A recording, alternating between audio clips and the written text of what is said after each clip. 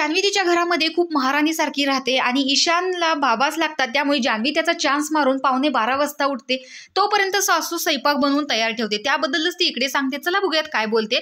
तर इकडे निकीचा ती खूप छान मसाज करत असते. त्यावर निकी म्हणते की ताई खूप छान मसाज करते, मी तिला म्हटलं नवऱ्याचं तू हात वगैरे दाबत नाहीस का.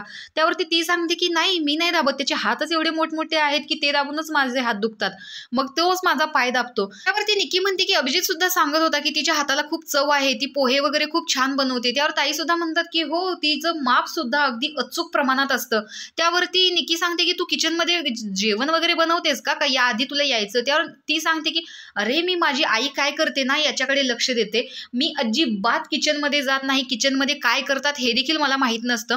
निवांत मी 11:15 वाजता उठते, तोपर्यंत माझ्या सासूबाई स्वयंपाक बनवून ठेवतात, कारण आम्ही 12 वाजता जेवतो आणि तोपर्यंत मी निवांत झोपलेली असते. आणि ईशान हा डॅडाच बॉय आहे, त्याला फक्त सगळ्या कामामध्ये डॅडाच लागतो. मग मी पण म्हणते की जाऊ दे, त्याला तेच करायचंय तर मला उठवू पण नका. त्याच्यामुळे मी उठतच नाही. आणि सुट्टीच्या दिवशी मी तर घरात फक्त मोबाईलवरतीच असते आणि इतर वेळेस तसं म्हटलं तर मला वेळच नसतो. इकडे चला तिकडे चला हे तर माझं ठरलेलं असतं, त्याच्यामुळे मी घरात जास्त नसतेच. आणि ईशानला जर त्याच्या डॅडाला जास्तच काम असेल तर मात्र त्याला त्याचे काका जातात, कारण त्याला मी आलेलं आवडतच नाही. तो कम्प्लिटली डॅडाच बॉय आहे. त्याचा ट्युशन क्लासला, परत फुटबॉल क्लासला जे काही असेल त्याला फक्त डॅडा लागतात. तिकडून आणायचं इकडे सोडायचं, इकडून आणायचं तिकडे सोडायचं, सगळ्या कामासाठी फक्त त्याला डॅडा लागतो. त्यामुळे माझ्यावरती त्याची कसलीच जबाबदारी नसते. मी फक्त दाखवते की ईशान माझ्याकडे येत नाही, नसतं रडते, पण मला ते भारी वाटत असतं. त्यावर निकी विचारते काका कोण. त्यावर जान्हवी सांगते की काका म्हणजे ईशानच्या डॅडाचे भाऊ, त्यामुळे तेच सगळं त्याचं करत असतात जर ज्यावेळेस डॅडा बिझी असतात. म्हणजे ईशान तर अगदीच सगळ्यांच्या डोक्यावरती आहे, सगळे त्याचे खूप लाड करतात. तर अशा प्रकारे जान्हवी घरामध्ये महाराणीसारखी असते. तर तुमचं मत याच्याबद्दल काय आहे कमेंट बॉक्समध्ये नक्की सांगा. अशाच व्हिडिओच्या अपडेटसाठी आपल्या चॅनलला सबस्क्राईब करा. तोपर्यंत बाय.